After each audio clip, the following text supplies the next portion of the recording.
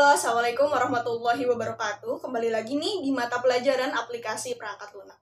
Nah, sebelum kita memulai pembelajaran nih, alangkah lebih baiknya kita untuk berdoa terlebih dahulu. Nah, untuk ketua kelas, saya mohon untuk dibantu memimpin doa kali ini. Baik, dipersilahkan. Nah, baik, terima kasih kepada ketua kelas yang sudah memimpin doa untuk pertemuan kali ini. Nah, sebelum kita memasuki ke materi nih, murid-murid semua, di sini saya akan izin bertanya dulu nih kepada kalian. Nah, apakah kalian tahu gambar atau bangunan yang ada di sini? Nah, tidak hanya itu, ada satu lagi gambar yang akan kalian tebak. Nah, kira-kira kalian tahu nggak seperti gambar yang ada di sini? Nah, pasti tahu dong ya. Nah, kira-kira gambar yang sudah saya tunjukkan di sini, kedua gambar yang ada di sini ini nih, kira-kira apa sih relevansinya dengan materi yang akan kita bahas? Nah, di sini sesuai dengan RPP yang sudah saya paparkan di pertemuan pertama yang waktu itu. Nah, untuk pertemuan sekarang ini kita akan membahas materi mengenai perintah dasar dari AutoCAD atau dari penggambaran 2D. Nah, kira-kira apa saja sih sebenarnya perintah-perintah dasar yang akan saya paparkan mengenai AutoCAD itu sendiri. Nah, baik. Selanjutnya kita akan masuk pada materi yang pertama nih, yaitu apa saja sih sebenarnya perintah-perintah dasar yang ada pada AutoCAD itu sendiri. Nah, di sini yang pertama itu ada perintah object line. Nah, object line sendiri diperuntukkan untuk kita membuat garis. Nah, garis kan sangat berguna ya untuk penggambaran 2D atau 3D. Nah, kira-kira untuk kita bisa mengakses perintah line itu sendiri bagaimana sih, Bu? Nah, yang pertama yaitu kita bisa mengakses line itu sendiri dengan menggunakan toolbar yang sudah tersedia pada AutoCAD itu sendiri. Yang kedua yaitu bisa diakses menggunakan comment text. Nah, teman-teman bisa nanti ketikkan huruf L saja atau dengan kalimat atau dengan kata line diikuti dengan enter atau spasi. Nah, untuk penggunaan spasi atau enter sendiri, nah itu fungsinya sama saja ya. Bagaimana senyaman kalian saja menggunakan enter atau spasi. Nah, kira-kira untuk memudahkan kita nih mengingat perintah dari line itu sendiri, kita setujui saja bagaimana untuk kita membuat gerak khusus nih mengenai atau untuk kata atau untuk perintah line itu sendiri. Apakah ada usul untuk penggunaan gerak khususnya? Nih, misalkan saya contohkan dulu ya. Misalkan kita menggunakan perintah line ini dengan gerak khusus seperti ini. L untuk line. Nah, kira-kira ada masukan nggak nih dari murid-murid semua? Baik. Nah, bisa, oke, untuk kita setujui ya. Karena kalian sepakat, untuk perintah line kita setujui dengan menggunakan gerak khusus seperti ini. L untuk line.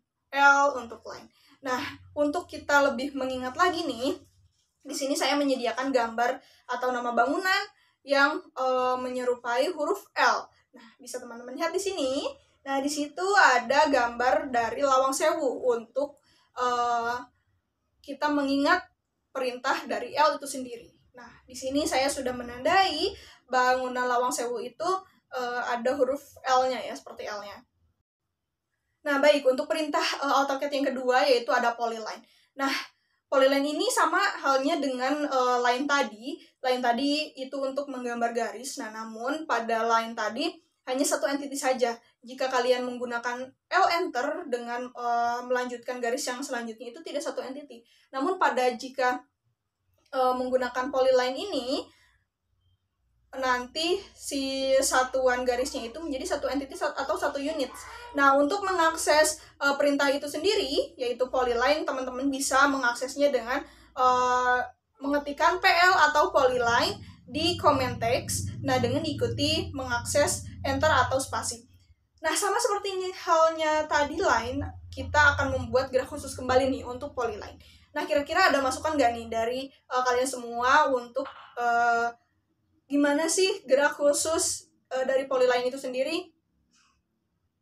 Baik. Oh, ada. Gimana? Oh. Oh, seperti seperti ini? Ya, baik, bagus. Nah, apakah kita sepakat untuk polyline kita menggunakan graf khusus seperti ini? Bagus. Nah, berarti kita untuk lebih mengingat, kita menggunakan graf khusus seperti ini untuk polyline.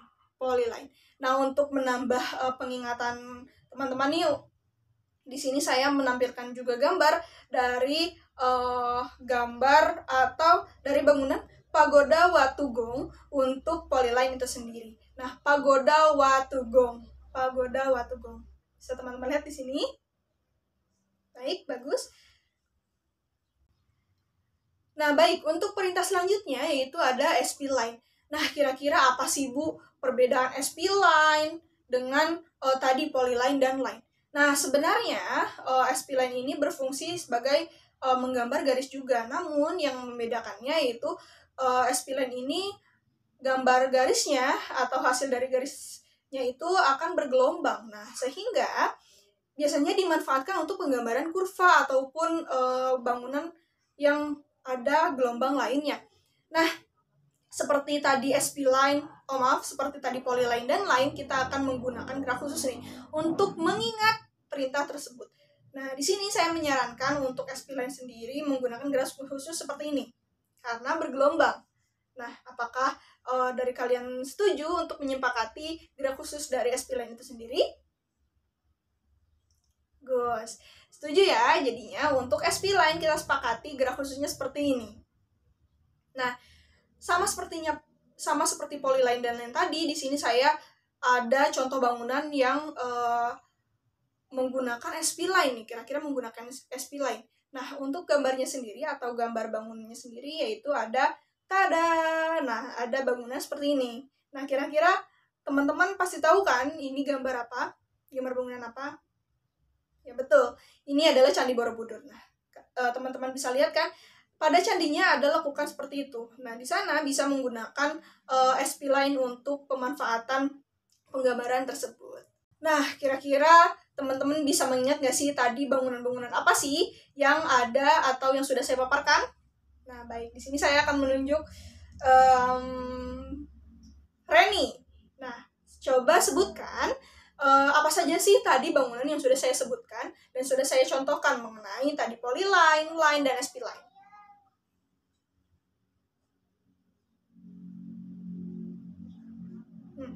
Bagus, berarti kamu memperhatikan ya tadi ya. Nah, untuk selanjutnya yaitu ada perintah dasar rectangle. Nah, bisa teman-teman tebak kan tadi rectangle. Rectangle itu pasti berkaitan dengan kotak atau persegi. Nah, di sini teman-teman bisa menggunakan atau mengakses perintah tersebut dengan mengetikkan REC atau rec, diikuti dengan mengetikkan atau mengklik spasi atau enter untuk mengaksesnya. Nah, kita akan membuat graf khusus kembali nih untuk rectangle. Nah, seperti namanya, langsung saja kita mungkin akan menggunakan graf khusus seperti ini kali ya untuk rectangle. Karena kan kotak atau persegi, pastinya kalian bisa teman-teman mengingat, lebih mudah mengingat dengan graf seperti ini. Apakah setuju? Mantap.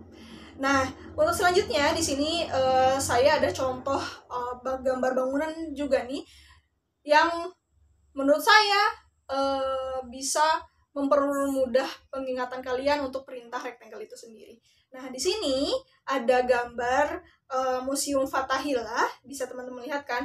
Nah, untuk gambarnya sendiri atau bangunan sendiri, dindingnya itu menyerupai rectangle atau menyerupai persegi. Baik, untuk selanjutnya yaitu ada perintah circle atau lingkaran. Nah, di sini kira-kira gimana sih Bu cara mengakses circle itu sendiri pada AutoCAD?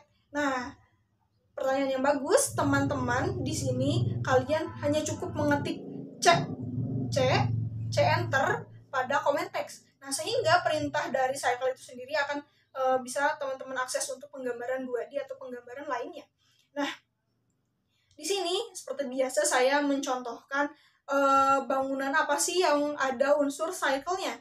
Nah, bisa teman-teman lihat di sini sudah ada nama bangunannya itu Gereja Katedral. Nah, Gereja Katedral ini mempunyai unsur lingkarannya ya pada bagian atas bangunannya. Bisa teman-teman lihat dan bisa teman-teman tebak juga ya di mana sebenarnya unsur dari lingkaran tersebut.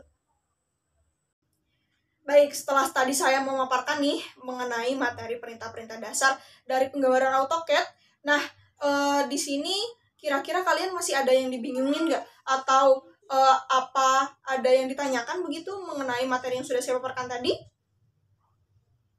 Ada nggak pertanyaan? Belum ada? Yakin nih belum ada? Walah, berarti materi yang sudah saya paparkan tadi sudah cukup jelas dan sudah dimengerti ya oleh kalian semua. Nah, untuk selanjutnya, dikarenakan kalian mengerti sekali dan tidak ada yang ditanyakan mengenai materi yang sudah saya paparkan, di sini saya akan langsung saja membagi kelompok untuk penugasan pada materi kali ini. Nah, untuk kelompoknya dibagi menjadi 5 kelompok dengan masing-masing kelompok yaitu 4 orang siswa. Nah, untuk 4 orang siswa ini saya meminta untuk pembagiannya itu sama rata, tidak boleh siswa yang dominan saja satu kelompok dan siswa yang pasif saja satu kelompok. Nah, untuk pembagian kelompoknya saya serahkan kepada ketua kelas. Nah, apakah ketua kelas siap untuk membagi kelompok secara merata? Mantap. Nah, untuk selanjutnya untuk penugasannya ini kalian hanya cukup membuat video dan juga PPT yang berisikan mengenai perintah dasar yang ada pada AutoCAD. Tadi kan saya sudah jelaskan ya bahwa perintah dasar pada AutoCAD itu sendiri banyak sekali perintahnya. Nah, untuk masing-masing kelompok ini cukup saja untuk memaparkan 8 perintah dasar yang ada di AutoCAD. Namun pada masing-masing perintah tersebut tidak boleh sama antar kelompok. Nah, selain memaparkan atau menjelaskan fungsi dan bagaimana cara penggunaan perintah dasar tersebut, kalian juga wajib untuk menyertakan tadi gerak khusus. Nah, gerak khusus tersebut diperuntukkan untuk kalian lebih mengingat lagi bagaimana perintah dasar tersebut. Jadi, ketika kalian nanti presentasi mengenai apa yang sudah kalian kerjakan di dalam video, teman-teman kalian ini bisa mengingat nih, atau bisa secara mudah mengingat perintah-perintah yang sudah kalian diskusikan bersama kelompok kalian. Nah, mungkin ada yang ditanyakan mengenai penugasan atau tugas kelompok yang sudah saya tugaskan tadi. Baik. Nah, baik, bagus. Pertanyaan yang bagus. Nah, untuk durasi videonya itu sendiri, saya meminta durasi 10-15 menit untuk masing-masing video dari setiap kelompok. Apakah ada saran atau komentar atau yang tidak setuju dengan ketentuan tersebut? Setuju ya? Baik. Nah, semoga materi yang sudah saya sampaikan ini berguna dan bermanfaat untuk kalian, dan juga penugasan yang saya berikan bermanfaat juga nih untuk menambah wawasan, kreativitas, juga keterampilan kalian mengenai penggambaran AutoCAD itu sendiri. Nah, mungkin itu saja yang bisa saya paparkan pada pertemuan kali ini. Terima kasih atas antusias dan partisipasi kalian dalam mengikuti pembelajaran kali ini. Nah, mungkin jika kalian ada yang mau ditanyakan setelah mengikuti kelas ini, atau kalian ingin diskusi, sharing mengenai materi yang sudah disampaikan atau materi lainnya, boleh hubungi saya, atau boleh kalian ke ruang guru untuk menemui saya dan berdiskusi mengenai apa yang kalian tanyakan. Nah, mungkin itu saja yang bisa saya paparkan dan bisa saya sampaikan. Terima kasih semuanya. Wassalamualaikum warahmatullahi wabarakatuh.